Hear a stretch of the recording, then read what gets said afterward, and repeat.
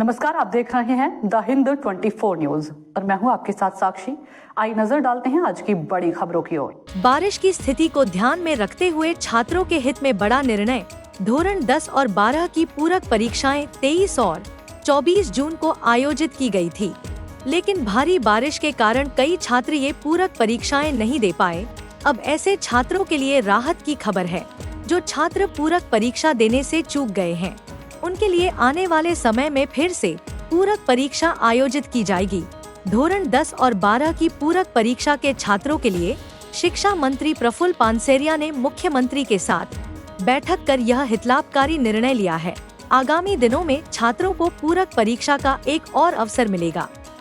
समग्र गुजरात में मुसळधार वरसाद वरसी रह्यो छे। કેટલાય શહેરોમાં 10-10, 12-12 ઇંચ વરસાદ 24 કલાકમાં પડ્યો છે ને તમામ રોડ પર પાણી ભરાયેલા છે। યાતાયાત સંપૂર્ણ બંધ છે। ત્યારે અમારી 10મા અને 12મા ધોરણની પૂરક પરીક્ષા બોર્ડની ચાલી રહી છે। મને ઘણા વિદ્યાર્થીઓના અને વાલીઓના ફોન આવ્યા જેઓ પરીક્ષા સ્થળે પહોંચી શક્યા નથી પૂરા ગુજરાતની અનેક શહેર અને તાલુકામાં। आदरणीय मुख्यमंत्री श्रीना मार्गदर्शन पछी बोर्ड द्वारा यानी कि शिक्षण विभाग द्वारा अमे नक्की करवामां आव्युं छे परीक्षा पूर्ण थता जे विद्यार्थीओए एक्जाम आपी छे तो रनिंग रहेशे। एक्जाम एज टाइम टेबल पर शरू छे। जे विद्यार्थीओ पहोंची नथी शक्या आजे अने काले 2 दिवसमां एमना माटे परीक्षा पूर्ण थता पछी जे वंचित विद्यार्थीओ 10 અને 12માં છે એના માટે ફરી વખત પાછી બોર્ડ દ્વારા અમે પરીક્ષા લેશું। માટે 10મા અને 12મા ધોરણના દરેક દીકરા દીકરીઓ તમે ટેન્શન નહીં લેતા।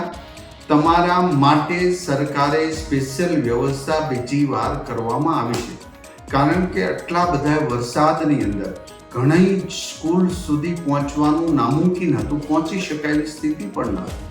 એ બધી જ બાબતો ધ્યાને લઈ વિદ્યાર્થીઓના હિત માટે સરકાર દ્વારા બોર્ડ દ્વારા ફરી વખત વંચિત થયેલા વિદ્યાર્થીઓ જે 1 કે 2 પેપર છૂટ્યા છે એ ફરી વખત પૂરક પરીક્ષા લેવા માટે આદરણીય મુખ્યમંત્રી શ્રીના માર્ગદર્શન નીચે બોર્ડ દ્વારા નિર્ણય કરવામાં આવશે।